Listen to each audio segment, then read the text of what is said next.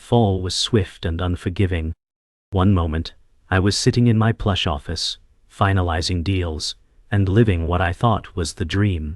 The next moment, everything was gone. My business, my reputation, my savings. I stood there in front of my employees, watching them pack their things, one by one. The words, bankruptcy and closure, echoed in my mind like a death knell. How did it all unravel so quickly? I had poured my heart and soul into my company. I had sacrificed relationships, time, and sanity for it. Yet, in a matter of months, it all came crashing down. People I had trusted turned their backs on me. Investors pulled out without warning.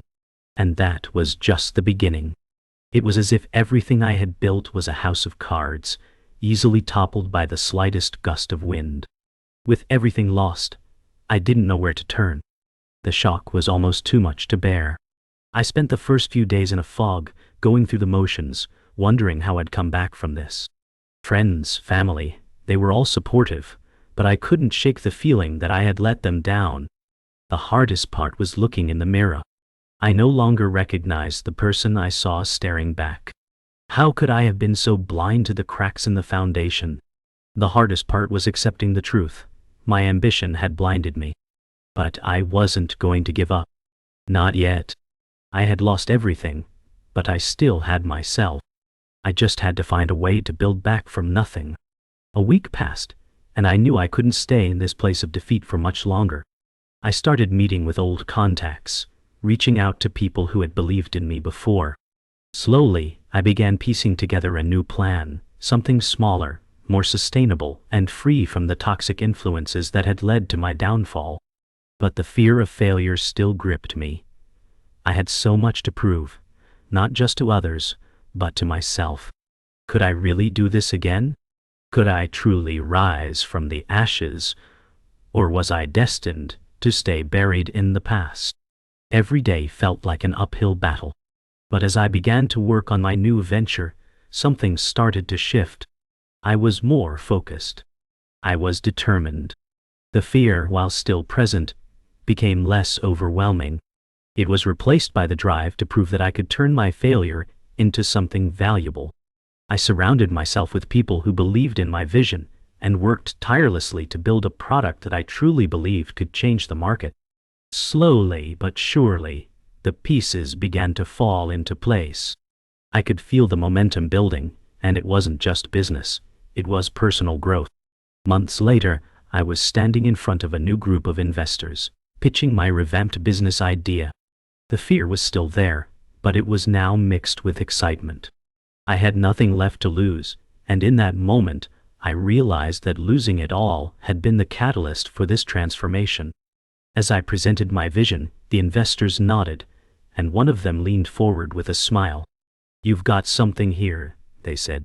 And for the first time in a long time, I believed them. It had been weeks since the collapse of my business, and I could still feel the weight of it. Each day, I woke up with a mix of dread and determination. The world around me seemed indifferent, but I knew I had to find a way to push through. The past was heavy, but the future felt more uncertain. My phone barely rang. My emails went unanswered. Yet, I kept going, because giving up was never an option. I started looking at my failure as the only thing that could drive me forward. I didn't have a plan, just a burning desire to prove to myself that I could rise from the ashes. I started from scratch, reaching out to anyone who might believe in me.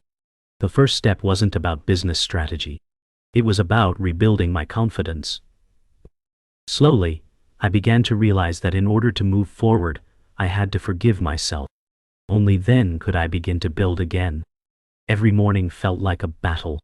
I would look at the piles of paperwork and wonder how much longer I could keep going.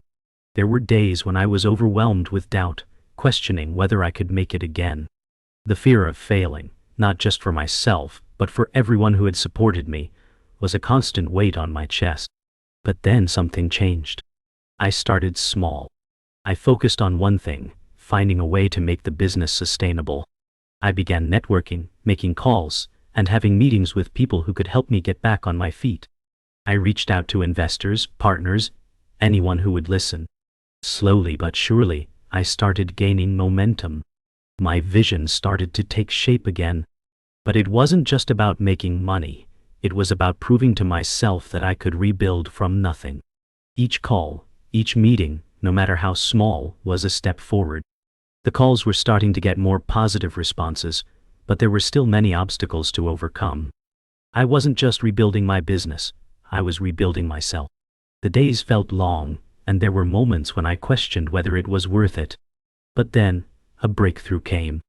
A former colleague who I hadn't spoken to in years reached out. They had an opportunity, a chance to pitch to a venture capitalist. The timing couldn't have been better. I was nervous, unsure of how to approach it, but I knew I had to take the chance. I spent the next few days preparing. I had nothing left to lose. The stakes were higher than ever, but I knew that this was my moment.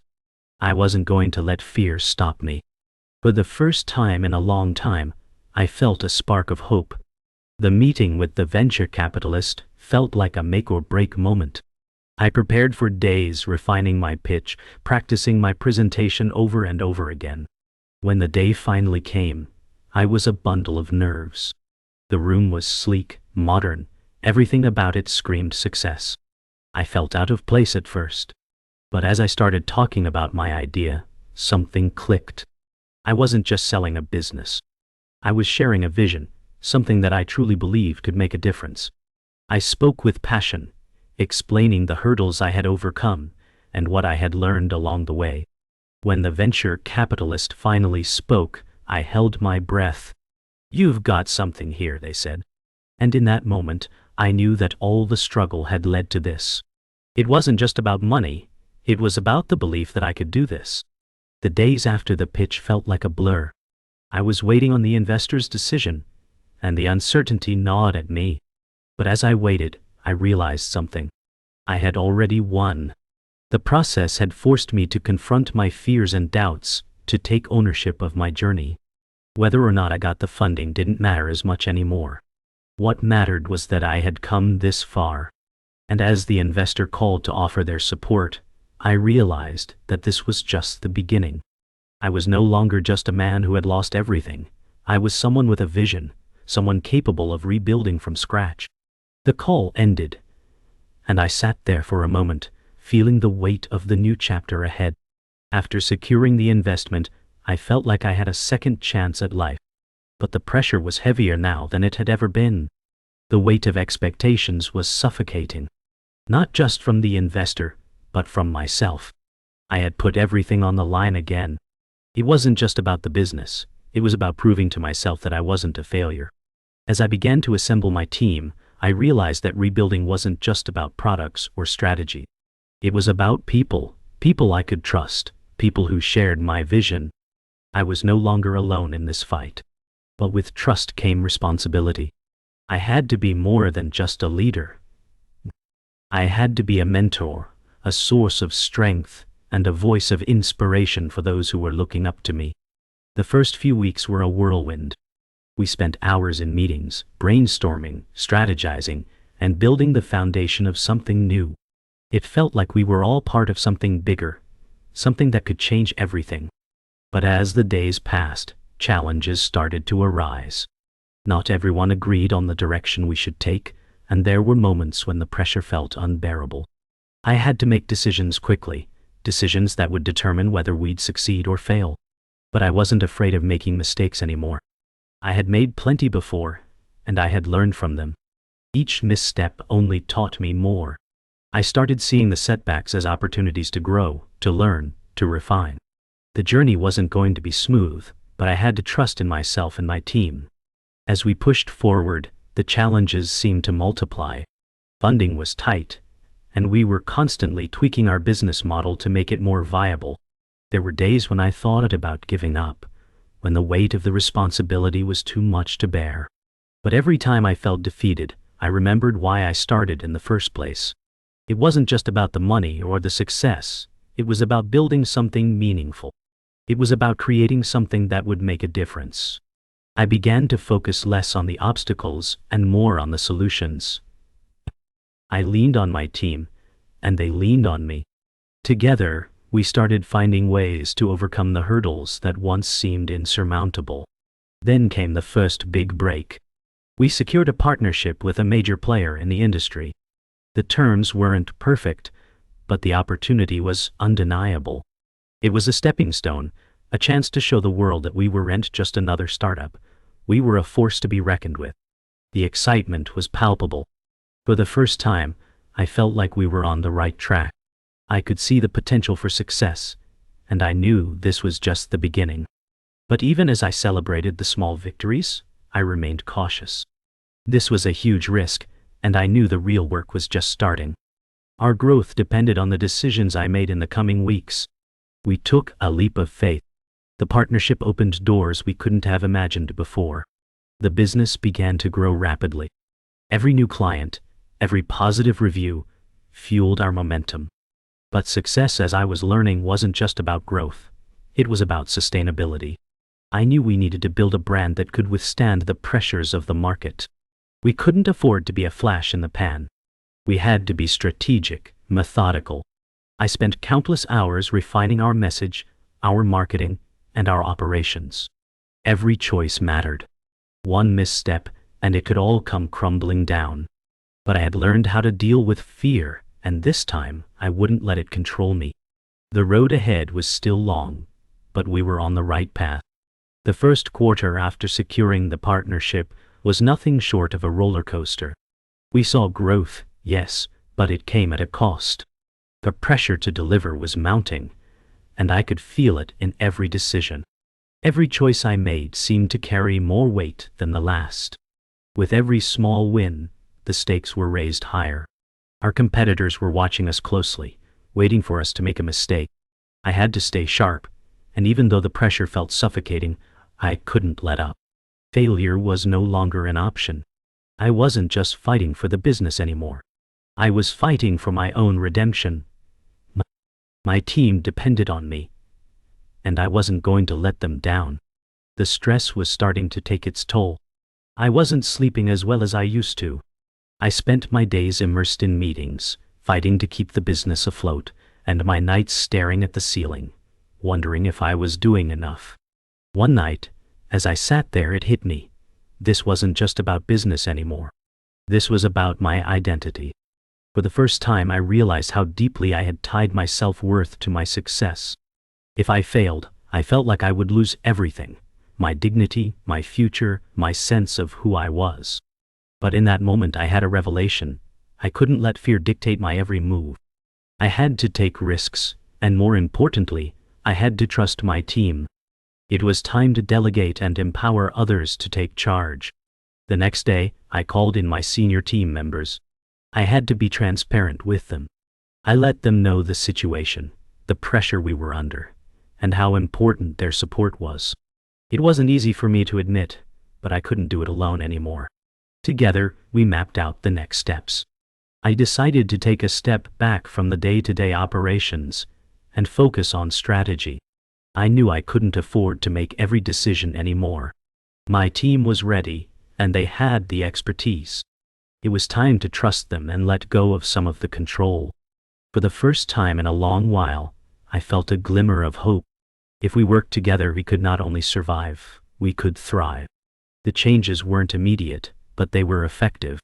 Slowly, our team started to gel.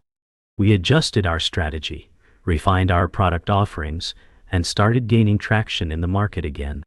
But just as I thought we were getting our footing, a new challenge emerged. One of our competitors, a company we had been quietly monitoring, made a bold move that shook the industry.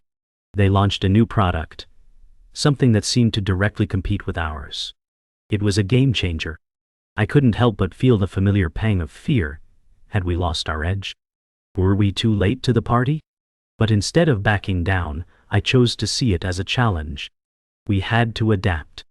And fast. I immediately called a meeting to discuss how we could pivot and differentiate ourselves. This was a test of our resilience. The next few days were a blur of strategy meetings, product revisions, and sleepless nights. It was exhausting, but I knew we had no other option. We had to stay ahead of the competition.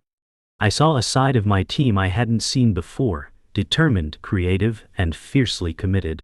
It wasn't just about the product anymore.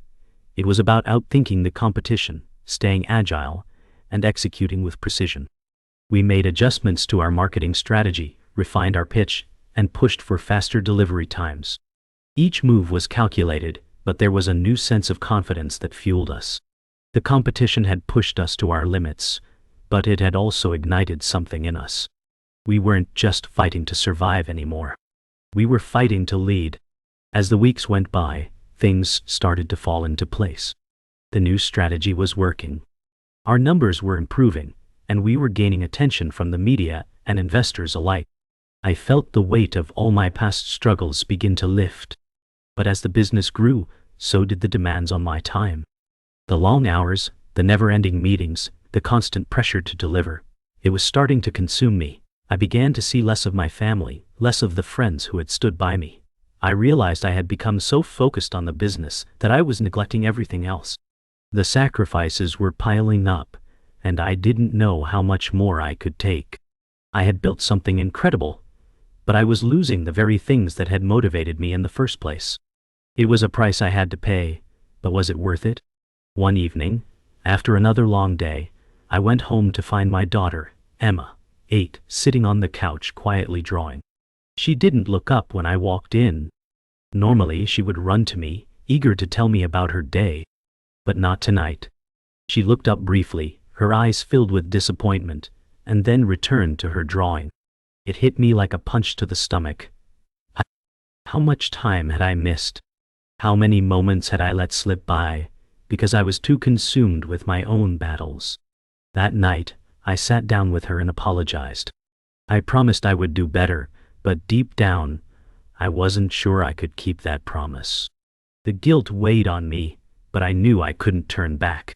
I had to make a choice, business or family. Could I have both? The next few days were a blur of reflection. I tried to balance my work with spending more time with my family, but it was hard. The business was still growing, and the demands were getting heavier. I would wake up early, check emails, attend calls, and then rush to pick up Emma from school, only to go back to the office at night. There was no time for myself, no time for my personal life. I was trapped in a cycle. I started feeling the physical effects: insomnia, headaches, fatigue. My mentor, George, noticed the change and pulled me aside one afternoon. "Alex, success is nothing without the people who support you," he said. "You need to learn to balance your priorities before you lose what really matters." His words struck me. I realized I couldn't keep going this way. I had to make a change, and it had to be now. That conversation changed everything. I realized that my pursuit of success had blinded me to the things that truly mattered: my health, my family, my happiness. I made a vow to myself that I would find balance, no matter what. I started delegating more, trusting my team to take on tasks that I once felt were mine alone. I took time off to spend with my daughter, something I had neglected for far too long. Slowly, things started to shift. My work life became more manageable, and I found joy in moments I had once taken for granted. I wasn't just building a business, I was rebuilding my life. It wasn't easy, but it was worth it. I learned that success wasn't about what you gained, it was about what you kept. By the time the next big milestone came, our first major investor meeting after the changes, I was ready. I walked into the boardroom with a sense of calm I hadn't felt in months. I knew that no matter the outcome, I had done the work, not just in the business, but on myself. The presentation was flawless, but the real win was the clarity I felt. I had learned that true success wasn't just about profits or titles. It was about being true to yourself and your values, about learning when to let go and when to fight. And as the investor agreed to back us, I realized something even more profound. This wasn't just my success. It was a shared journey, one where balance, trust, and integrity would guide us to the top.